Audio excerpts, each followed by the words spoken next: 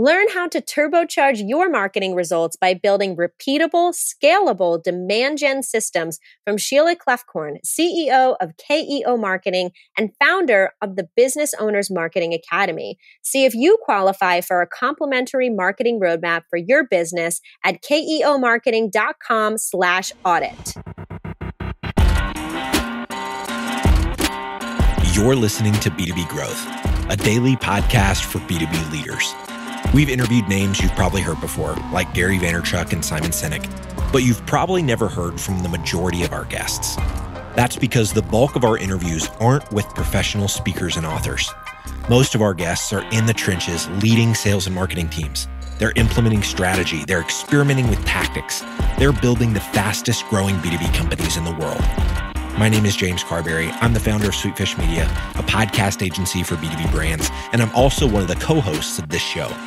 When we're not interviewing sales and marketing leaders, you'll hear stories from behind the scenes of our own business.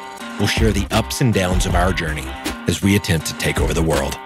Just kidding. Well, maybe. Let's get into the show.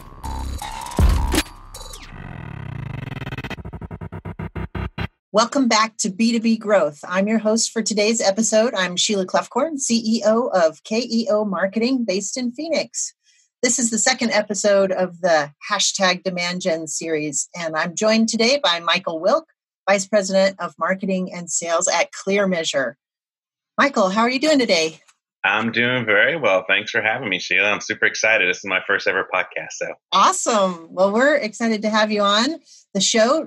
Today, the topic that we're going to be talking about is integrated demand generation. And I know you've done that at a bunch of different companies, so I'm thrilled to have you on. But before we begin, could you tell our listeners a little bit about how you are, a little bit about your background, and what it is that ClearMeasure does? So I'm currently the VP of Marketing and Sales, like you said. My background has always been marketing, sprinkled across startups and early stage companies, as well as tried and true kind of static entities like AAA and Southwest, where I work with their vacations brand. So always marketing, usually within cutting edge, more on the technology side, but also primarily B2B as well. And with ClearMeasure, which I joined just a few months ago, their professional services IT team. One of the reasons I joined them is their philosophy of actually helping other entities, as opposed to most consultants want to become a dependency for those entities. So we focus on Microsoft technologies, DevOps acceleration, software projects, jumpstarts, things along those lines. But it's a really exciting company. They kicked off in Austin roughly 6 or so years ago, number one on the Austin's top 50.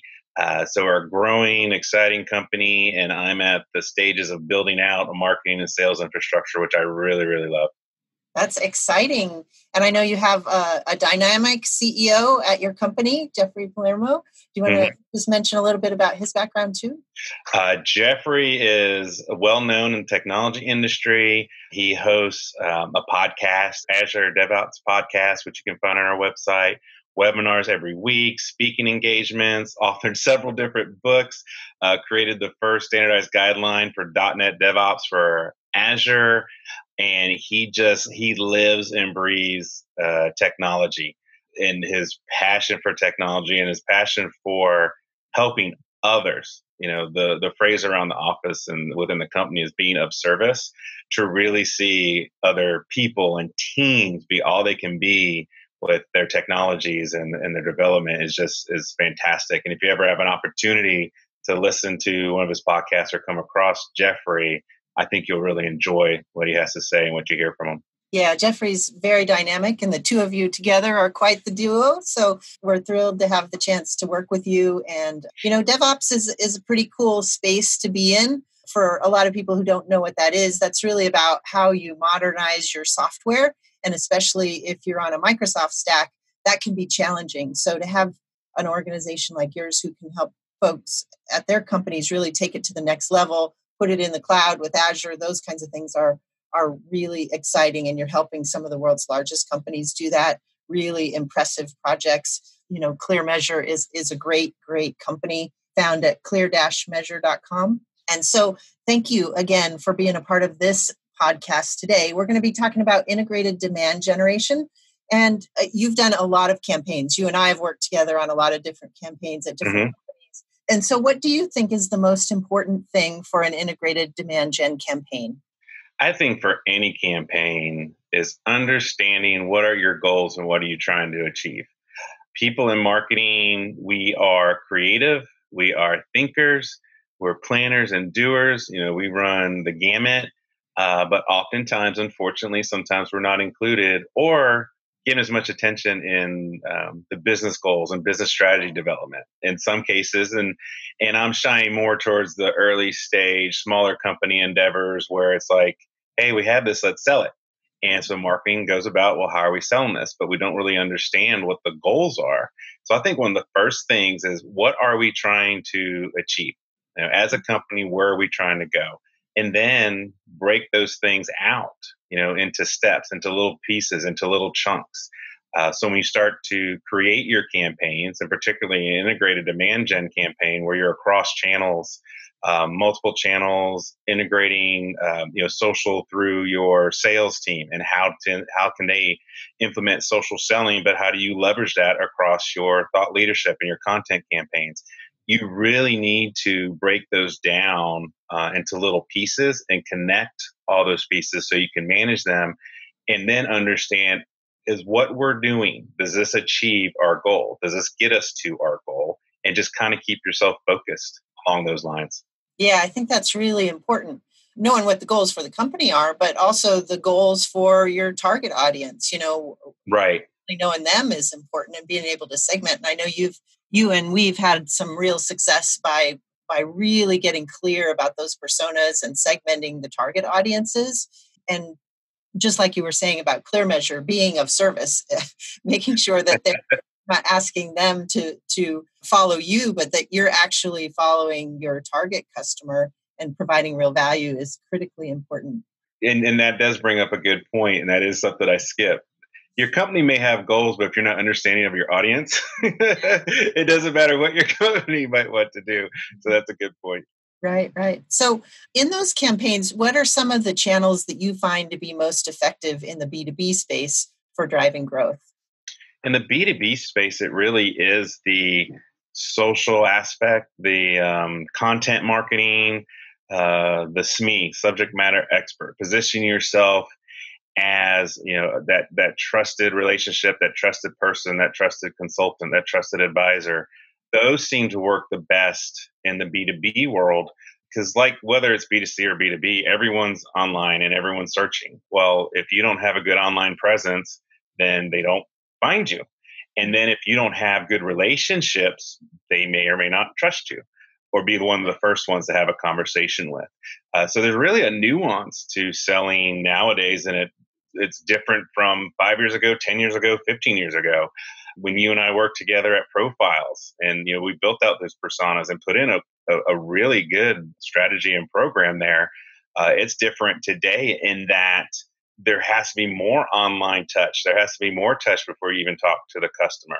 Exactly. So, social and the online world, the internet world, your website, all that goes into it, the effort, the people, the content, that's where I kind of put all my eggs in one basket. Now, that doesn't mean that the eggs just stay there. I just feel like that has to be the place that you button up and you have really tip top before you start adding other layers and other channels to leverage those. Yeah, those are the baseline. So at ClearMeasure, you guys leverage these webinars and these podcasts a lot, which a lot of companies would feel like is new media now.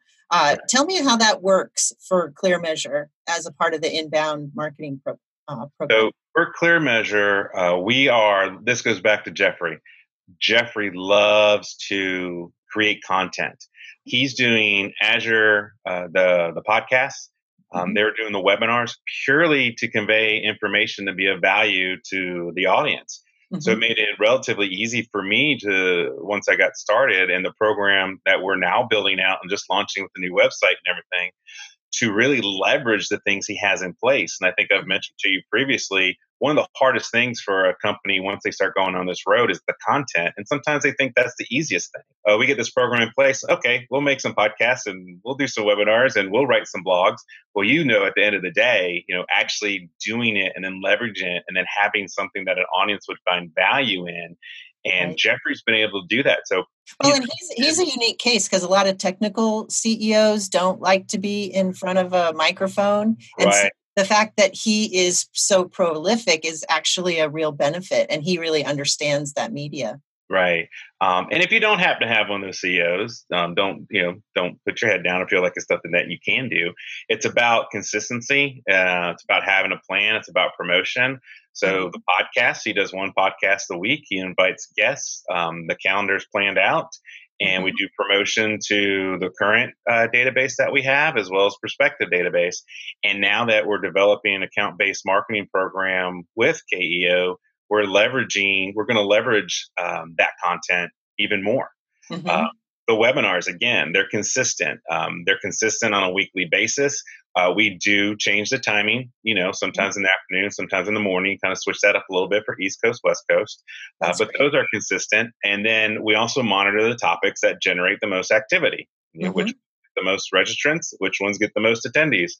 So we do all of those things to make sure that we're providing to the audience something of value. So we seek their feedback. We have KPIs in place. We monitor those KPIs to see if we're meeting them.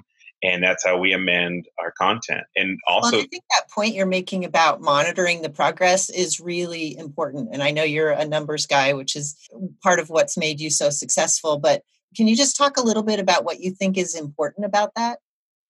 So KPIs, key performance indicators, the metrics that you are going to use to gauge your success of your program, of your campaign.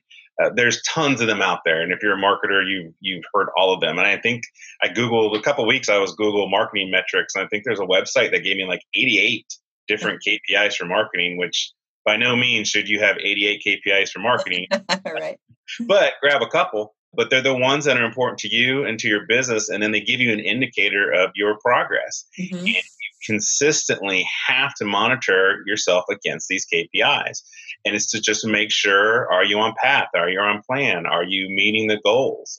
This program, this campaign that we're putting out is the purpose to account-based marketing, right? It's to warm them up so we can make calls and they want to take that call.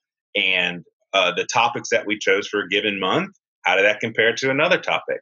So these are all things that you can drown yourself in numbers, but you don't need to. You need to pick 2, 3, maybe 5 most different KPIs, and you just monitor yourself against them.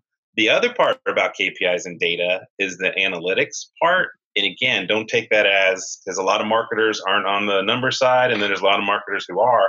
And if you're not on the numbers side, don't let analytics scare you.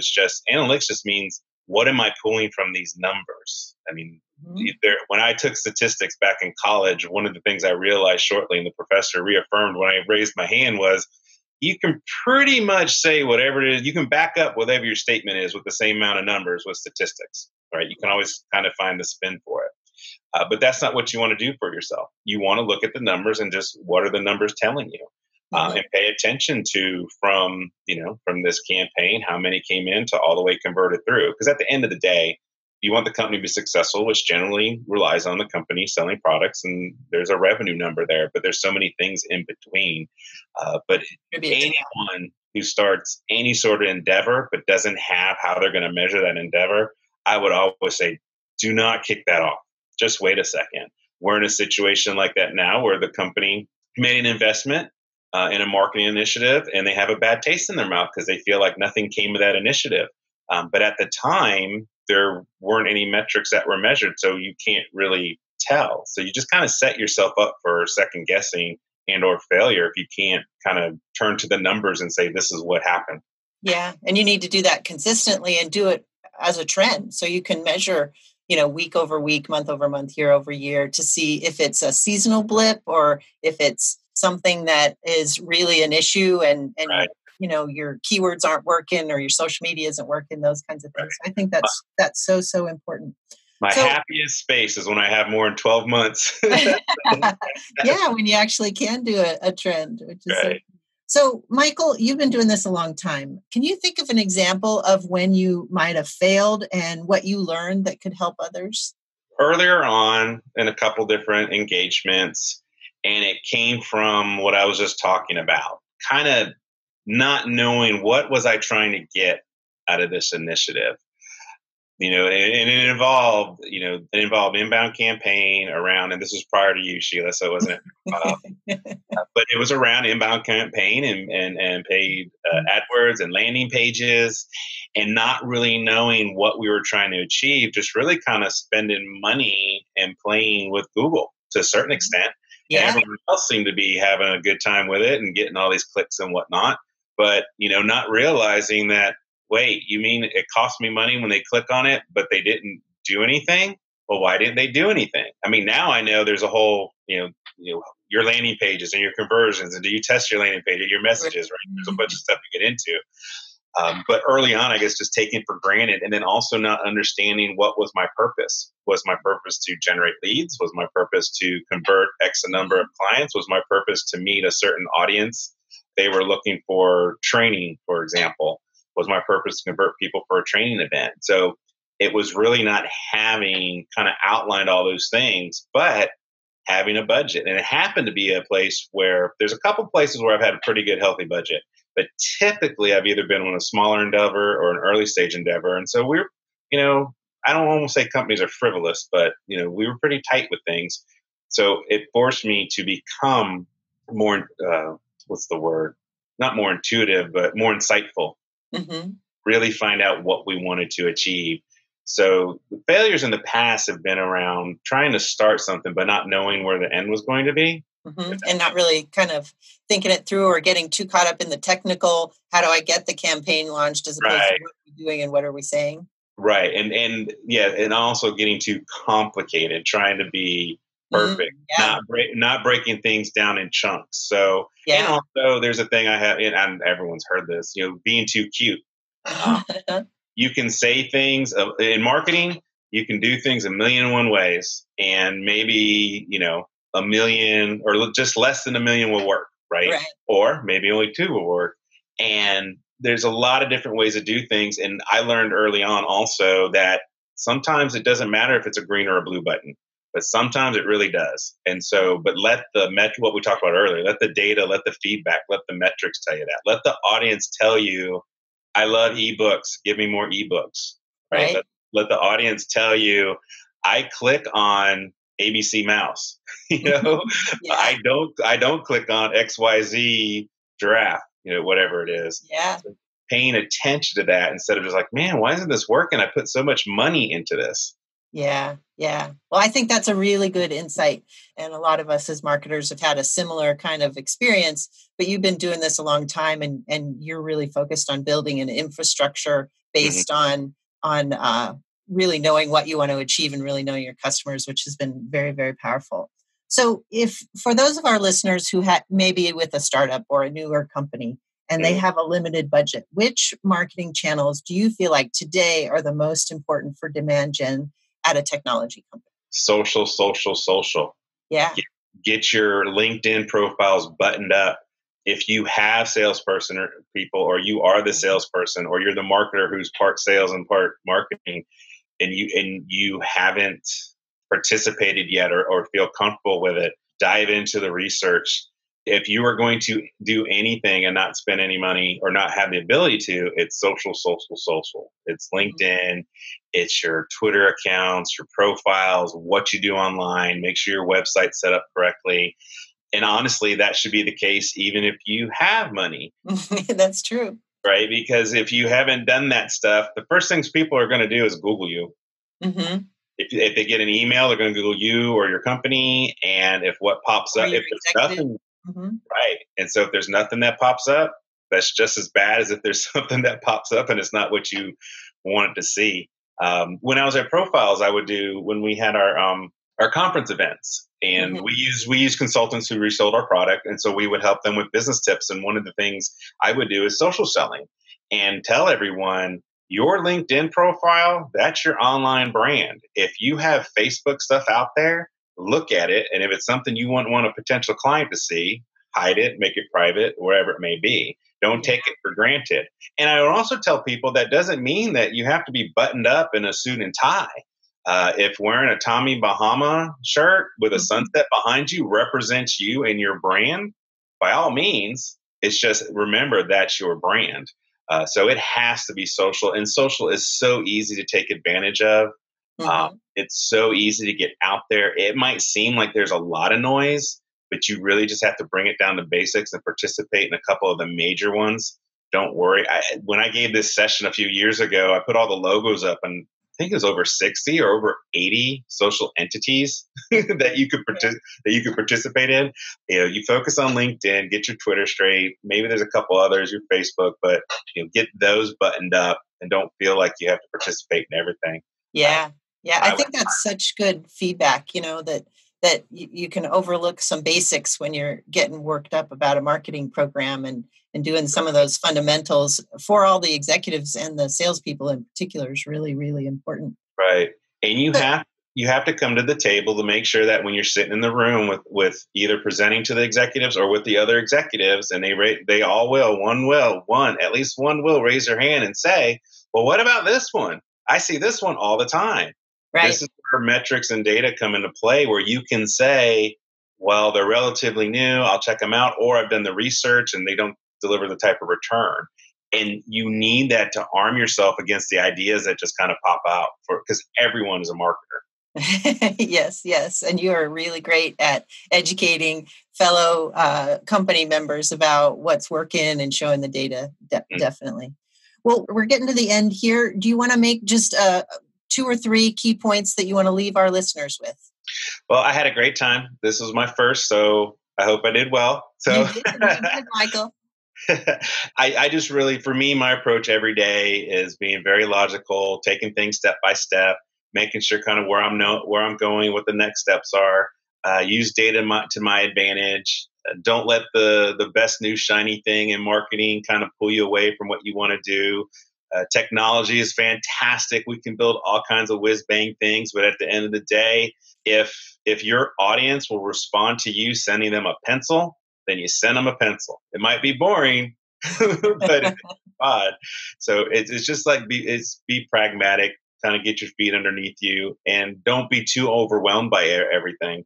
Like I said earlier, with social and different things, just go about your job on a daily basis. And as a marketer, understand where you're going. And with an integrated program, it will come to you once you lay out all the basics. That's awesome. Thank you, Michael. This has been a really great conversation. I love your perspectives on integrated demand generation and the feedback that you have for both experienced marketers as well as newer marketers. If anyone listening has a follow-up question or would just like to connect with you, Michael, what's the best way for them to find you? They can find me on LinkedIn, but they can also just email me at michael.wilk, WILK, at clearmeasure, which is a clear #measure.com. Excellent. Thank you, Michael. Thanks again for being on the show. We really appreciate it. Oh, you're welcome. Thank you, Sheila, for having me. We totally get it. We publish a ton of content on this podcast, and it can be a lot to keep up with. That's why we've started the B2B Growth Big 3, a no-fluff email that boils down our 3 biggest takeaways from an entire week of episodes. Sign up today at sweetfishmedia.com/big3. That's sweetfishmedia.com/big3.